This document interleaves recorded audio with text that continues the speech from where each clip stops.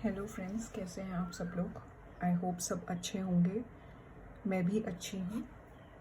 इस लॉकडाउन में, क्योंकि अब तो लॉकडाउन भी एक्सटेंड हो गया है और हमारे पास एक नया दोबारा से एक टाइम टेबल सेट हो जाएगा पढ़ाई का, क्योंकि जब से इंस्टीट्यूट का नोटिफिकेशन रिलीज़ हुआ है तो उसके अकॉर्डिंग एग्ज़ाम्स की डेट भी एक्सटेंड हो गई है।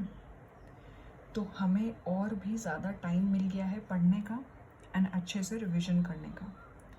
तो जो लोग ये सोच रहे थे कि हम इस बार अटेम्प्ट नहीं देंगे, हम नेक्स्ट अटेम्प्ट की प्रिपरेशन करेंगे, वो बड़े आराम से ये अटेम्प्ट अपीयर कर सकते हैं और अच्छे से पूरा स्टडी करके प्लस रिवीजन करके अटेम्प्ट में अपीयर हो सकते हैं।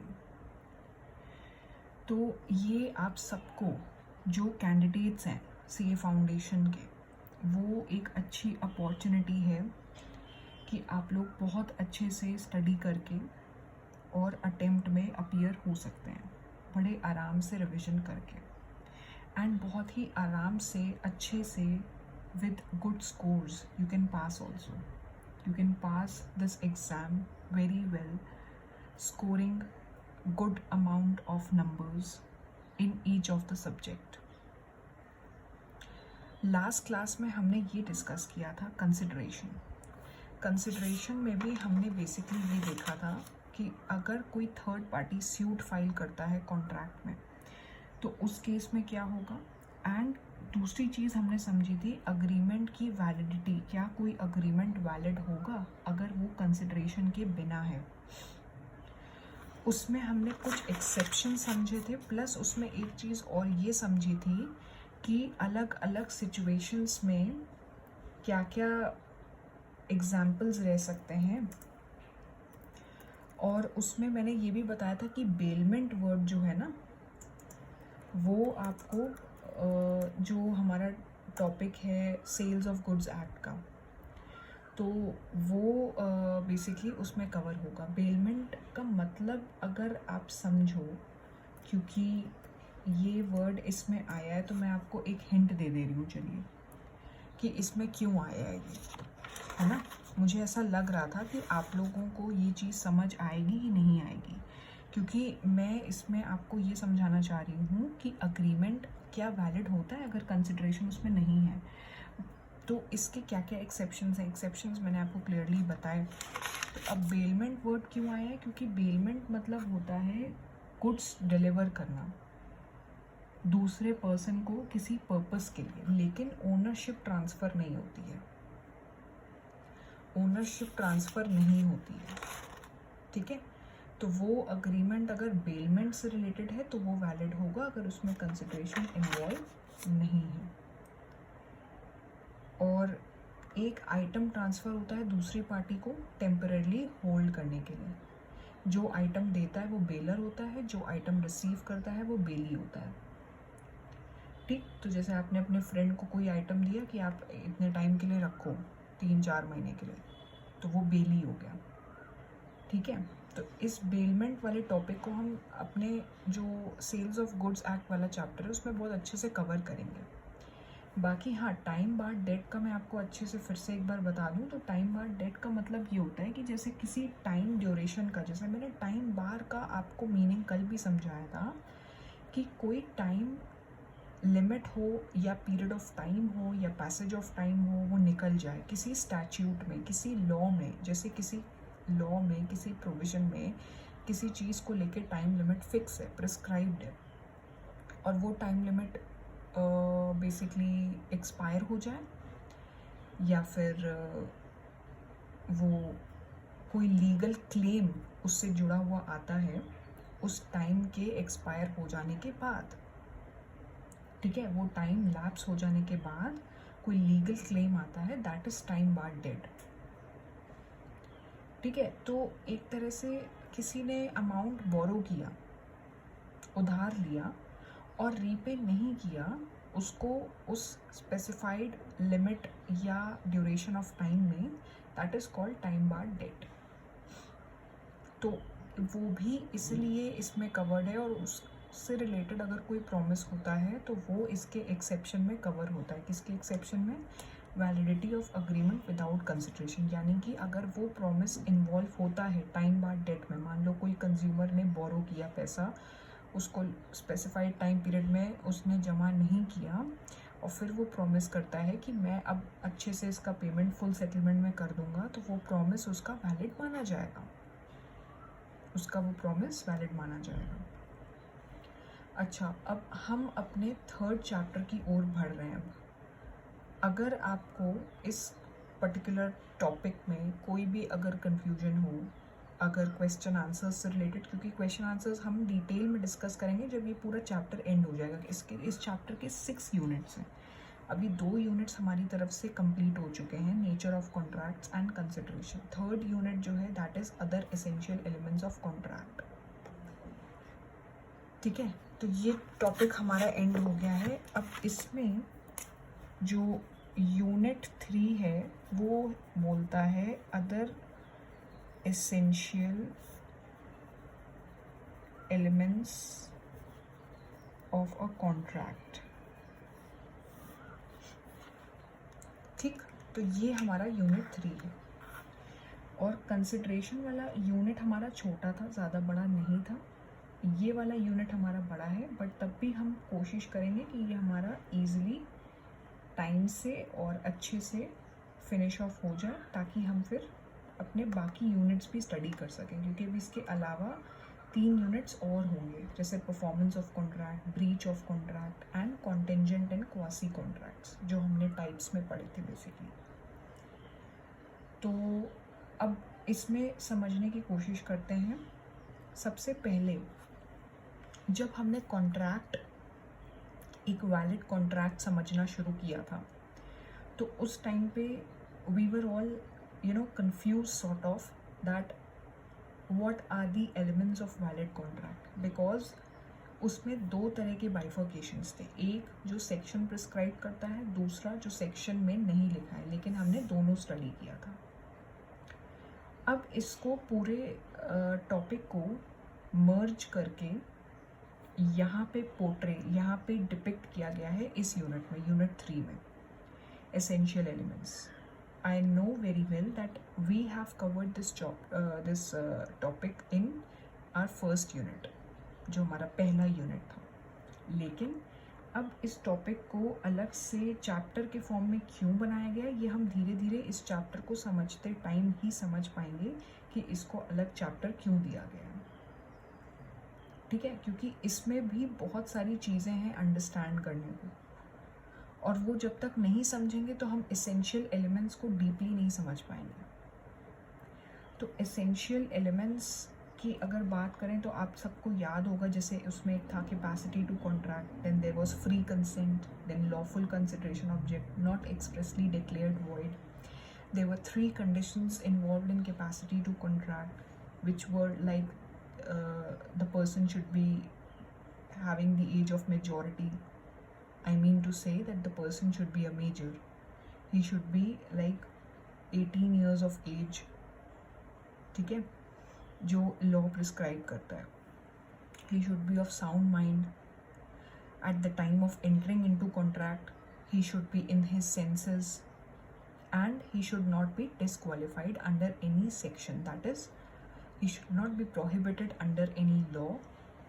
He should not be related to any such kind of criminal offense, criminal activity.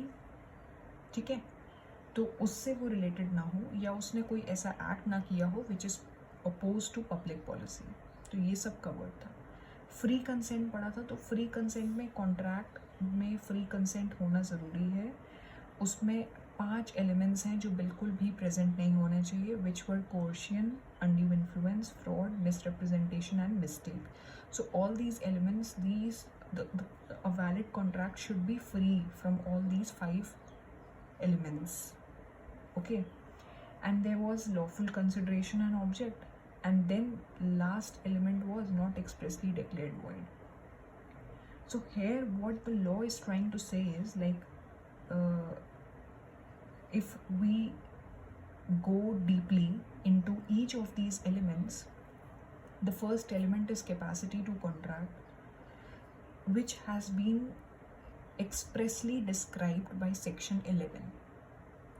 अब सेक्शन 11 क्या बोलता है वो अच्छे से इस पूरे टॉपिक में एक्सप्लेन किया गया है इस पर्टिकुलर एलिमेंट के बारे में. We have already studied that every person should be competent to contract. There should be, 3 conditions. These 3 conditions are specifically, mandatorily need to be followed very carefully, because without these, the person should not be considered. That particular person who is entering into contract, he shall not be considered that he is competent to contract. So he must have attained the age of maturity. He should be of sound mind. He should not be disqualified from contracting any law. And age of majority which has been prescribed by law is 18. Below 18 years, that person will be considered a minor. ठीक है.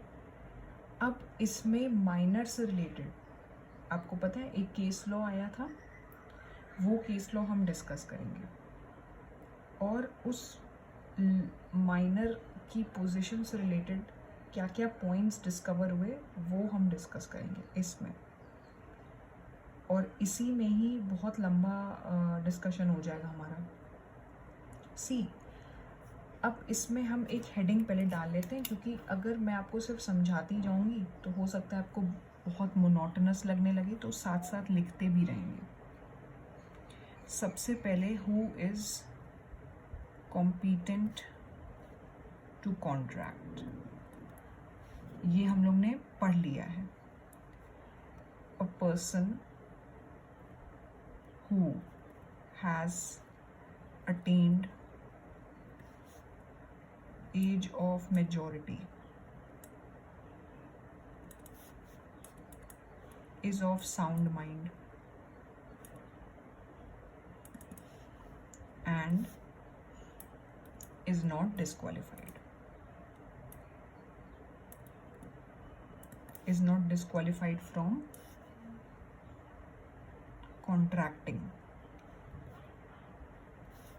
by any law to which he is subject. ठीक. अब बात आती है as of majority. अब इसी पे ही लेके क्या लॉ है माइनर अग्रीमेंट को लेके, माइनर अग्रीमेंट या पोजीशन ऑफ माइनर को लेके क्या लॉ है, उस पे हम बात कर लेते हैं. सबसे पहले जो बात है वो ये है, अ कॉन्ट्रैक्ट मेड विथ और by a minor is void ab initio. पहले ये समझते हैं. Since we have already studied this in our first unit also, that a person who is a minor is not competent to contract. तो उस particular minor से, यानी कि जो पर्सन 18 ईयर्स से कम एज का है, उसके साथ कोई भी कॉन्ट्रैक्ट करेगा तो उसको क्या माना जाएगा, void ab initio. Void ab initio, void का मतलब मैंने पहले ही बताया था, इनवैलिड. मतलब उस पर्टिकुलर कॉन्ट्रैक्ट की एग्जिस्टेंस नहीं मानी जाएगी, उसको इनवैलिड मान लिया जाएगा. वॉइड एब इनिशियो मतलब इनिशियल से ही, शुरुआत से ही वो कॉन्ट्रैक्ट इनवैलिड हो जाएगा. उसकी एग्जिस्टेंस शुरुआत से ही नहीं मानी जाएगी.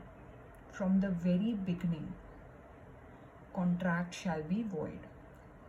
वॉइड एब इनिशियो का मतलब है. अब इसमें एक केस लॉ है. केस लॉ है आपका बहुत ही फेमस मोहारी, सॉरी मैंने स्पेलिंग गलत लिख दी, मोहरी बीबी वर्सेस धर्मो दास घोष 1903 का केस लॉ है। इसमें क्या हुआ था, एक पर्टिकुलर पार्टी से माइनर ने 20,000 बोरो किए थे सिक्योरिटी के रूप में एंड एग्जीक्यूट किया था एक मॉर्गेज। अब कुछ महीनों बाद वो माइनर मेजर बन गया और उसने सूट फाइल किया कि जो भी मॉर्गेज उसने एग्जीक्यूट किया था, जो उस पार्टी के साथ बेसिकली कॉन्वर्जेशन में उसने मॉर्गेज भी अपना रखवाया, गिरवी रखवाया लोन लेते टाइम, बोरो करते टाइम, माइनॉरिटी के टाइम पे, तो अब वो कैंसिल हो जाना चाहिए। तो ये इस पे जजमेंट आया था कि मॉर्गेज जो भी माइनर ने रखवाया है वो वॉइड है एंड बी उसको पेमेंट करने के एंटाइटल नहीं है। तो मोहारी बीबी वर्सेस धर्मोदास घोष का बेसिकली केस लॉ का ये जिस्ट निकल के आती है कि जिस माइनर ने अमाउंट बोरो किया था पार्टी से और सिक्योरिटी में अपनी कोई पर्टिकुलर चीज़ गिरवी रखवा दी, तो जब वो कुछ महीनों बाद 18 इयर्स का हो गया और उसने एक केस फाइल किया उसी पार्टी के अगेंस्ट में, मैं बहुत लेमैन लैंग्वेज में समझा रही हूँ, उसने एक केस फाइल किया उसी पार्टी के अगेंस्ट में कि मुझे वो मॉर्गेज रिलीज़ कराना है, वो कैंसिल कर दो, अब मेरी जो चीज़ गिरवी रखी हुई है उसे रिलीज़ कर दो, ठीक है। तब ये बोला गया था, डिसीजन ये आया था कि जो भी मॉर्गेज माइनर ने रखवाया था, ठीक है, वो वॉइड था, वो इनवैलिड था एंड इसमें ये भी बोला गया था B was not entitled to repayment of money, B हकदार नहीं है कि उसको पैसा वापस मिले ए से, क्योंकि शुरुआत से ही ए और बी का जो कॉन्ट्रैक्ट हुआ था जिसमें ए ने बी से 20,000 रुपये बोरो किए थे, वो वॉइड एब इनिशियो था, वो इनवैलिड था बिगनिंग से ही। तो उसके बाद के जो कॉन्ट्रैक्ट्स हुए होंगे, गिरवी रखवाना, रिलीज़ कराना, वो तो सब उनका तो एग्जिस्टेंस ही नहीं है। तो ये बात हुई थी। पहली चीज़ समझ आई, अ कॉन्ट्रैक्ट मेड विद और by a minor is void ab initio, अब सबको क्लियर हुआ। दूसरी चीज़, no ratification after attaining majority। इसका मतलब क्या हुआ, कोई भी अग्रीमेंट माइनर रैटिफाई नहीं कर सकता है मेजॉरिटी लेने के बाद, 18 साल के हो जाने के बाद, क्योंकि ओरिजिनल अग्रीमेंट को वॉइड एब इनिशियो माना जाता है। वॉइड अग्रीमेंट को हम रैटिफाई नहीं कर सकते हैं, यानी कि रेक्टिफाई नहीं कर सकते हैं, उसको करेक्ट नहीं कर सकते हैं, उसको वैलिड नहीं बना सकते हैं। एक्स ने एक प्रॉमिसरी नोट बनाया वाई के नेम पे और वो माइनर था, फिर मेजॉरिटी 18 इयर्स के होने के बाद वो उसको रैटिफाई नहीं करा पाया, अब वो नया प्रॉमिसरी नोट बनाता है अगर ओल्ड के रिप्लेसमेंट में, तो जो न्यू भी बनाया है ना वो भी वॉइड माना जाएगा। एग्जाम्पल में एक्सप्लेन कर दे रही हूँ, ये एक्स पार्टी है, ये वाई है, ठीक है। अभी ये माइनर है, इसने एग्जीक्यूट किया एक प्रॉमिसरी नोट, ठीक। अच्छा, आप लोग को ये पता है कि प्रॉमिसरी नोट क्या होता है?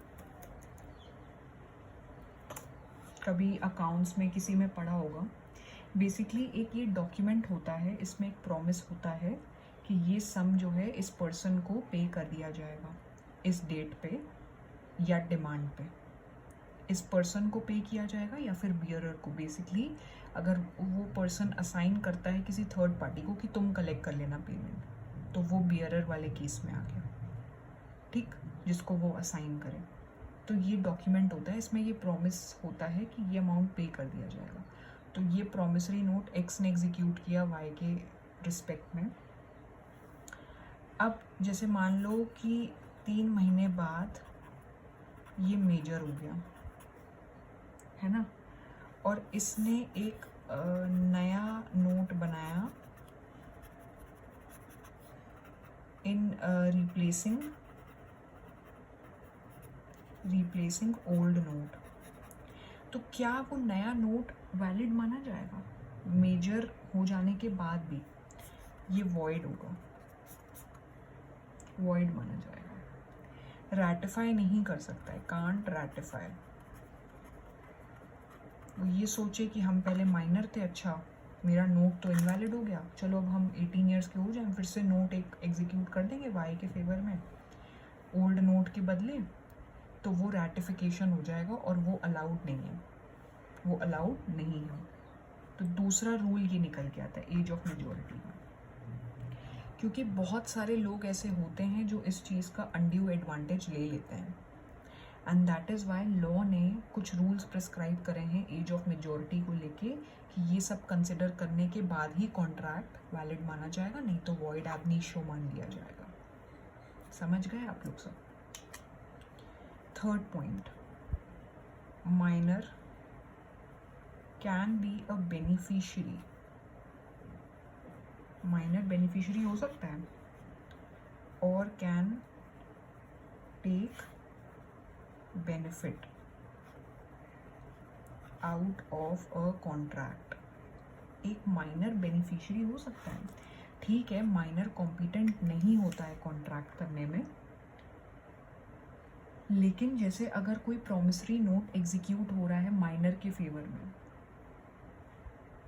ठीक, अगर उसका बेनिफिट छुपा है, अब ये लॉ क्या बोलता है? लॉ ये बोलता है कि a promissory note duly executed in favor of minor is not void and can be sued upon by him because he, though incompetent to contract, may yet accept a benefit।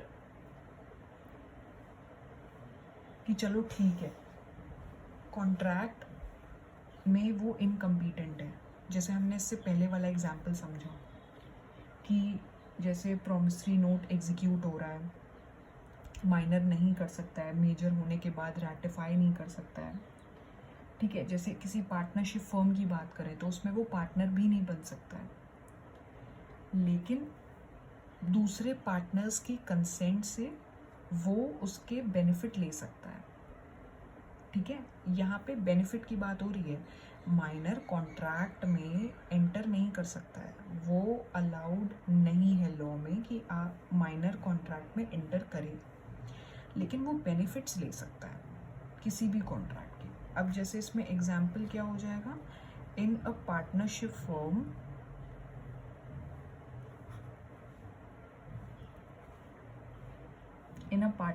Firm minor can not become a partner, partner नहीं बन सकता है, ठीक है, but he में with consent of all partners be admitted to benefits of firm। जो partnership firm है ना, उसके बेनिफिट्स ले सकता है, लेकिन पार्टनर नहीं बन सकता है। जैसे मॉर्गेज एग्जीक्यूट हो रहा है तो उसमें वो डिक्री ले सकता है फॉर एनफोर्समेंट ऑफ मॉर्गेज। अब डिक्री मतलब क्या हुआ? मतलब ऑर्डर ले सकता है कि हम उसको इन्फोर्स करें, हम आगे वो मॉर्गेज रिलीज़ हो तो वो उसमें मेरा बेनिफिट है, इस तरह से बेनिफिट ले सकता है। उसके बाद क्या पूछ रहे हैं, उसके बाद जो रूल निकाला है that is minor can always plead minority, ठीक है। तो इसमें ये लिखा है कि it means he can be allowed to plead his minority in defence. A minor can always plead minority and is not stopped to do so even when he has taken any loan or entered into contract by falsely representing that he was major।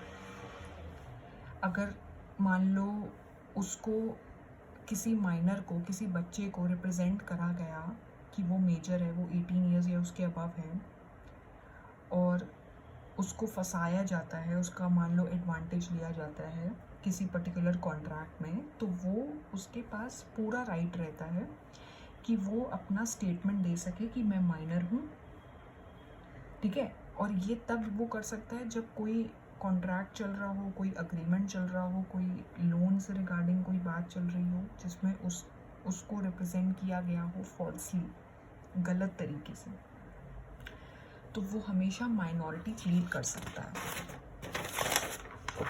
यही चीज़ इसमें लिखी है, a minor can always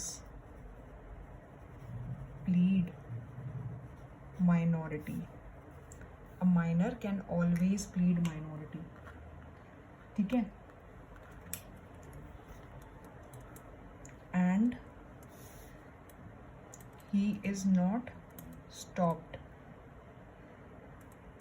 to do so even where he has taken a loan or entered into contract by falsely representing, या उसने खुद अपने आप को ऐसे रिप्रेजेंट किया है कि मैं मेजर हूँ, मैं 18 ईयर्स का हूँ, 18 ईयर्स अबव का हूँ, that he was major. 4 points इसमें डिस्कस हो चुके हैं। 4 पॉइंट्स आप सबको समझ आए होंगे, आई होप, क्योंकि इस पर्टिकुलर जो हम इस बात कर रहे हैं ना, इसमें 15 पॉइंट्स हैं। अब नेक्स्ट पॉइंट क्या कहता है, लाइबिलिटी फॉर नेसेसरीज। अब इसका मतलब क्या हुआ, इसका मतलब ये हुआ, अगर कोई नेसेसिटी, कोई चीज़ की ज़रूरत सप्लाई हो रही है माइनर को, ठीक है, या उस पर्सन को जिससे वो माइनर लीगली बाउंड है, या जैसे उसका गार्जियन हो गया, तो क्या वो नेसेसरीज के लिए क्लेम कर सकता है? बिल्कुल कर सकता है, ठीक, लेकिन वो किसी प्राइस के लिए लाइबल नहीं है। जैसे उसने कोई प्रॉमिस किया किसी नेसेसिटी से रिलेटेड प्राइस के लिए, कोई ज़रूरत है उसके प्राइस के लिए प्रॉमिस किया या वैल्यू के लिए, तो उसके लिए वो लाइबल नहीं है, उसकी लाइबिलिटी नहीं होगी, उसकी प्रॉपर्टी ही लाइबल होगी। ठीक, तो इसमें 2 कंडीशंस बेसिकली बोली जाती हैं, माइनर के एस्टेट की लाइबिलिटी से जुड़ी हुई हैं 2 कंडीशंस। क्या? Contract must be for good reasonably necessary for his support in the station in life.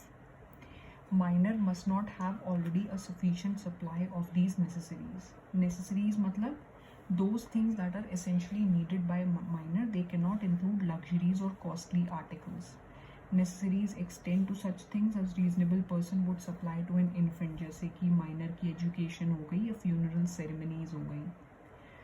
तो वो उन केसेस में अगर वो क्लेम कर रहा है तो वो एनफोर्सेबल है लॉ में, नेसेसरीज के लिए अगर क्लेम कर रहा है, ठीक है, तो वो क्लेम अलाउड है, लेकिन वो किसी प्राइस या वैल्यू के लिए, उनके प्राइस या वैल्यू के लिए लाइबल नहीं होगा। जैसे अगर एजुकेशन सर्विसेज उसको प्रोवाइड हो रही है ना, तो ये नहीं उससे कहा जाएगा कि 40,000 रुपये निकालो स्कूल की फ़ीस के लिए, बस इतना होगा, उसकी पर्सनल लाइबिलिटी कोई नहीं रहेगी, लेकिन उसके एस्टेट से वो लाइबिलिटी क्लियर ऑफ या सेट ऑफ या रिकवर हो सकती है। लेकिन उसमें भी 2 कंडीशन सेटिस्फाई होनी चाहिए कि कॉन्ट्रैक्ट जो भी हो वो उस पर्टिकुलर माइनर के गुड के लिए हो, अच्छे के लिए हो, उसके बेनिफिट के लिए हो। और दूसरी कंडीशन, माइनर के पास कोई भी ऐसा वे आउट ना हो जिससे उसको वो नेसेसरीज बड़े आराम से मिल रही हैं, बहुत अच्छे से मिल रही हैं, है ना, उसको ज़रूरत होनी चाहिए। और वो जैसे किसी चीज़ की मान लो ज़रूरत है, मैं लग्जरी आइटम की बात नहीं कर रही हूँ, कॉस्टली आइटम की बात नहीं कर रही हूँ, क्योंकि वो इसमें कवर्ड नहीं है। नेसेसरीज मतलब जो एसेंशियली ज़रूरत है माइनर की, एसेंशियल्स हैं, तो उसकी ज़रूरत होनी चाहिए उसको, है ना, ये नहीं कि उसकी सप्लाई कहीं ना कहीं से उसको मिल रही हो एंड उसके बेनिफिट के लिए हो। तो इसमें जो है एक आप बुलेट पॉइंट ये लिख लीजिए कि to render minor's estate liable for necessaries two conditions must be, अब मस्ट लिखा है ना तो होनी चाहिए दोनों ही सेटिस्फाई। कौन कौन सी? Contract must be for goods reasonably necessary, जो सामान उसके लिए ज़रूरी है, उसकी लाइफ के लिए ज़रूरी है ना, उसकी लाइफ को सपोर्ट करने के लिए।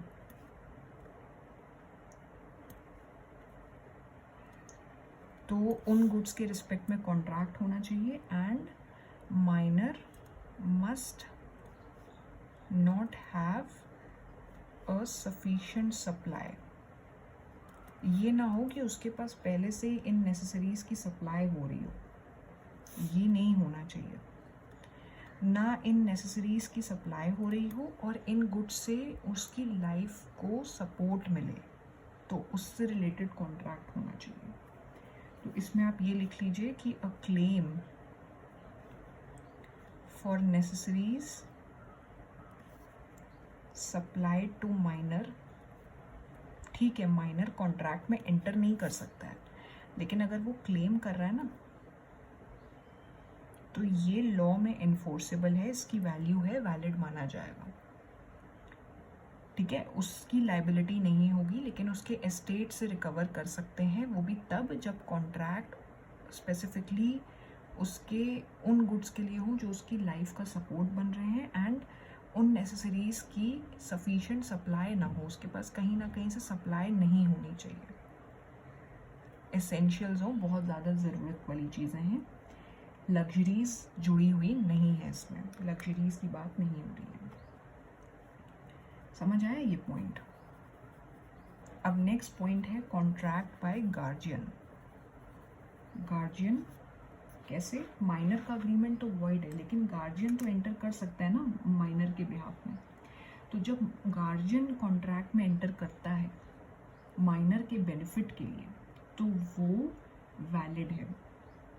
लेकिन सारे कॉन्ट्रैक्ट्स जो गार्जियन एंटर कर रहा है माइनर के बिहाफ में, वो वैलिड नहीं हो सकते हैं। जैसे गार्जियन जो है उसके पास कोई पावर नहीं है कि जैसे कोई भी प्रॉपर्टी परचेज हो रही है तो उस कॉन्ट्रैक्ट में माइनर को भी जोड़ दें, ठीक है। लेकिन अगर गार्जियन कोई ऐसा कॉन्ट्रैक्ट एंटर कर रहा है कोर्ट के अप्रूवल से कि माइनर की प्रॉपर्टी है, उसमें माइनर का नाम लिखा है, उसको हम बेच रहे हैं, तो वो एनफोर्सेबल होगा, वो वैलिड होगा।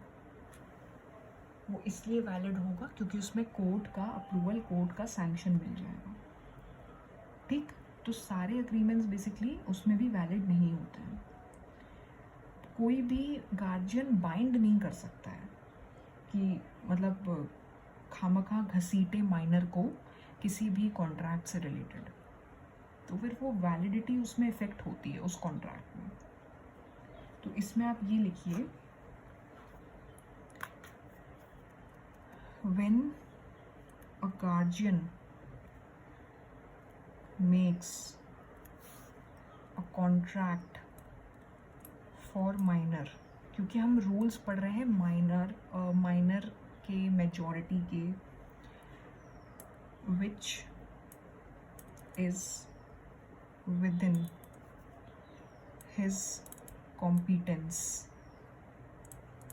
ठीक, and which is for benefit of minor, तो ये क्या माना जाएगा? वैलिड कॉन्ट्रैक्ट, ठीक है, क्योंकि मैं बुलेट पॉइंट्स में लिखवा रही हूँ। एंड इसके बाद ये भी लिख दीजिए माइनर इसको इन्फोर्स कर सकता है, कॉन्ट्रैक्ट में एंटर नहीं कर सकता है लेकिन इन्फोर्स कर सकता है। ठीक, अब इसके बाद क्या है, कुछ छोटे छोटे पॉइंट्स हैं वो डिस्कस कर लेते हैं। No specific performance, no specific performance मतलब a minor's agreement being absolutely void, there can be no question of performance। अगर मान लो ये हो रहा हो अग्रीमेंट में कि माइनर कोई एक्ट कर दे जिससे पर्टिकुलर अग्रीमेंट को इन्फोर्स कर दिया जाए, तो ये चीज़ हो ही नहीं सकती है। जब शुरुआत से ही बोला गया है कि माइनर कॉम्पिटेंट नहीं है, उसका कॉन्ट्रैक्ट वॉइड एब इनिशियो माना जाएगा जिस पार्टी के साथ वो एंटर करे, तो परफॉर्मेंस की तो बात ही नहीं आती है। समझ आया? उसके बाद है नो इंसॉल्वेंसी। अच्छा, जब माइनर कॉन्ट्रैक्ट में एंटर ही नहीं कर सकता है तो फिर वो इंसॉल्वेंट कैसे हो सकता है? क्योंकि ना तो वो डेट्स ड्यूज क्लियर कर पाएगा, केपेबल ही नहीं होता है उसके, है ना। और वो सब चीज़ें जो हैं वो क्लियर होंगी उसकी प्रॉपर्टीज से, उसके एस्टेट से, वो खुद से लायबल नहीं होगा। ठीक है, तो इसमें ये लिखिए कि minor is not personally liable. ठीक है, and dues and debts are payable from his personal properties.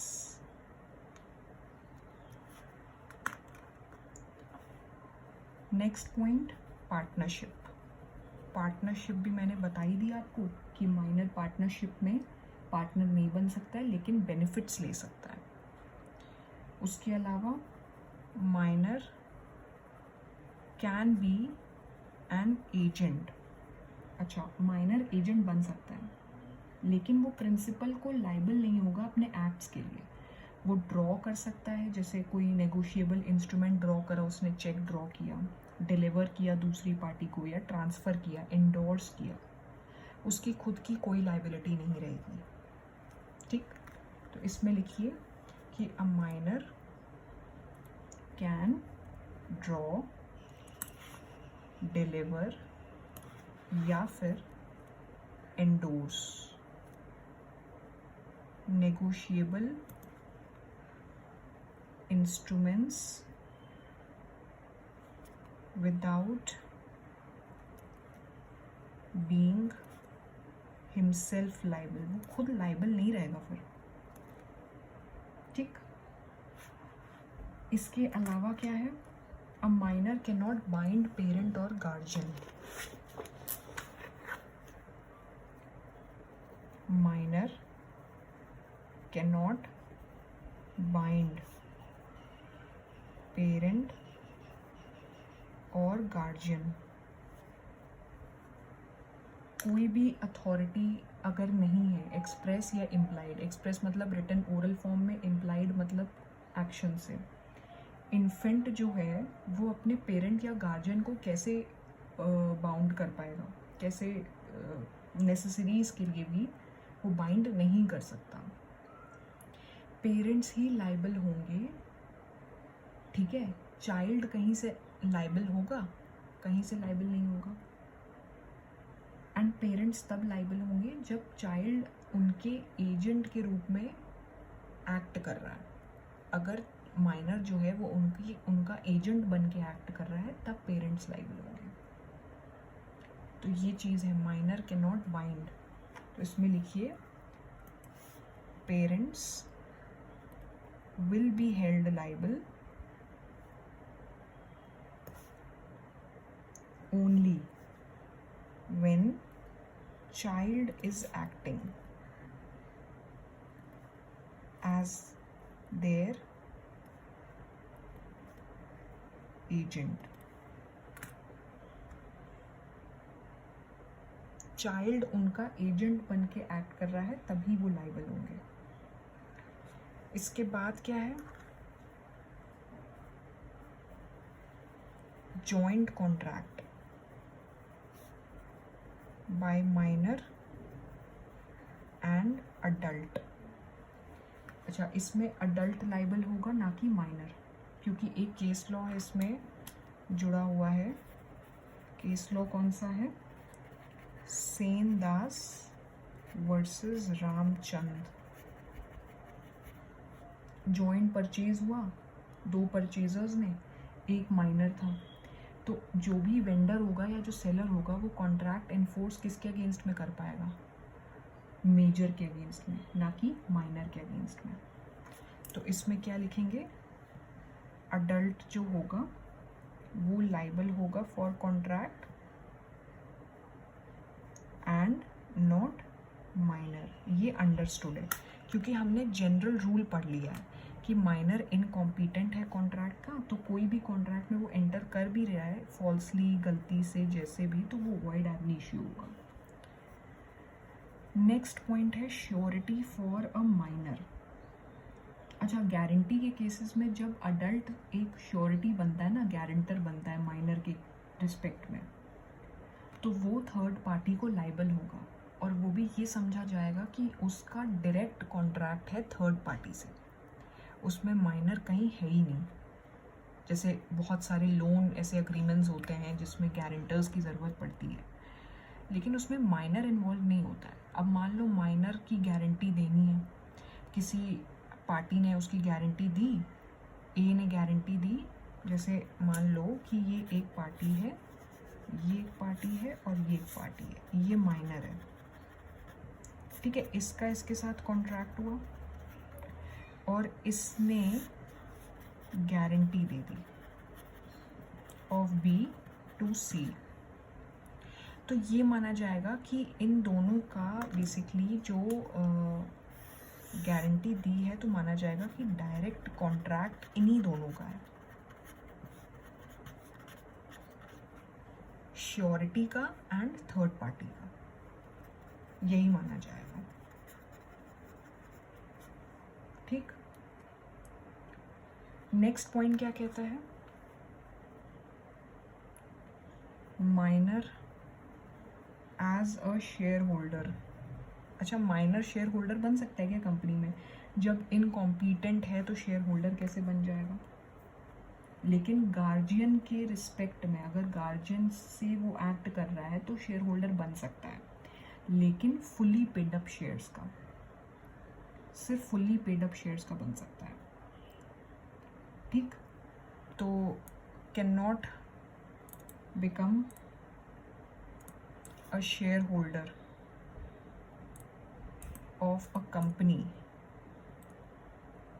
but if acting through his guardian, अगर मान लो कोई लॉफुल गार्जियन वो भी, ठीक है, तो can become by transfer of fully paid shares. Partly paid में तो लाइबिलिटी आ जाती है, तो इसलिए fully paid up shares to him, और ऐसे वो इनकॉम्पिटेंट है तो फिर वो शेयर होल्डर नहीं बन सकता है। एंड लास्ट पॉइंट क्या कहता है, लाइबिलिटी फॉर टॉर्ट्स। अब टॉर्ट का मतलब क्या है? टॉर्ट वर्ड हमने क्या किसी ने सुना है पहले कभी? टॉर्ट की बेसिकली क्या मीनिंग होती है? टॉर्ट मतलब कोई भी गलत एक्टिविटी जिससे लाइबिलिटी निकल आए, ठीक। तो माइनर क्या टॉर्ट के लिए लाइबल है? हाँ, minor is liable in tort unless the tort in reality is a breach of contract. Thus where a minor borrowed a horse for riding only he was held liable when he lent the horse to one of his friends who jumped and killed the horse। तो जैसे एक minor ने horse बोरो किया riding के लिए, तो वो liable तभी होगा जब उसने आगे किसी और को लेंड कर दिया, अपने किसी दोस्त को दे दिया जिसने हॉर्स को मार डाला। एंड माइनर तभी लाइबल होगा जब वो कुछ इंस्ट्रूमेंट्स लेता है और वो रिटर्न ना करे, जैसे उसने इंस्ट्रूमेंट्स किसी से लिए, बोरो किए, हायर किए, वो रिटर्न ना करे, तभी वो लाइबल होगा। तो इसमें यही लिखेंगे कि अ tort is a civil wrong, minor is liable for tort unless, liable होगा unless जब तक tort in reality, जब तक tort जो है उससे कॉन्ट्रैक्ट ब्रीच हो रहा हो। ब्रीच मतलब फॉलो ना हो रहा हो, unless tort in reality is breach of contract, ठीक। ब्रीच मतलब ब्रेक करना, कॉन्ट्रैक्ट ब्रेक करना। ठीक है, तो तब तक वो लाइबल रहेगा अनलेस, जब तक टॉर्ट जो है वो ब्रीच ना हो रहा हो, मतलब ब्रेक ना हो रहा हो, ठीक। और अगर वो ब्रेक हो गया तब फिर वो लाइबल नहीं रहेगा। लेकिन अगर कोई सिविल रॉन्ग हुआ है तो उस केस में माइनर लाइबल होगा, उसमें फिर उसको कोई नहीं बचा सकता है जब तक वो टॉर्ट, वो रॉन्ग, वो गलती ब्रेक नहीं हो रही है, एक तरह से कहा जाए वो ख़त्म नहीं हो रही है, ठीक है, तब तक वो लाइबल रहेगा। तो ये कुछ पॉइंट्स हैं बेसिकली जो हमने इसमें पढ़े हैं। किस में पढ़े हैं? माइनर के अग्रीमेंट में या माइनर की पोजीशन से रिलेटेड। अब इसके बाद जो दूसरा पार्ट आता है वो आता है साउंड माइंड का, ठीक है। तो साउंड माइंड एक और इसमें आ जाएगा, sound mind, persons of sound mind and contracts by disqualified persons. तो ये दो टॉपिक हम अपनी नेक्स्ट क्लास में कवर करेंगे और फिर हम फ्री कंसेंट देखेंगे। तो ऐसे हमारा ये यूनिट चलने वाला है, ठीक है। आज के लिए इतना ही। बाकी जो भी अगर आपको डाउट्स हो या कुछ क्वेरीज हो तो आप कमेंट सेक्शन पे लिख के मुझे मैसेज कर सकते हैं, टेक्स्ट कर सकते हैं, तो मैं उसको कंसिडर करके फिर आपकी डाउट्स भी सॉल्व करूँगी, ठीक। Thank you.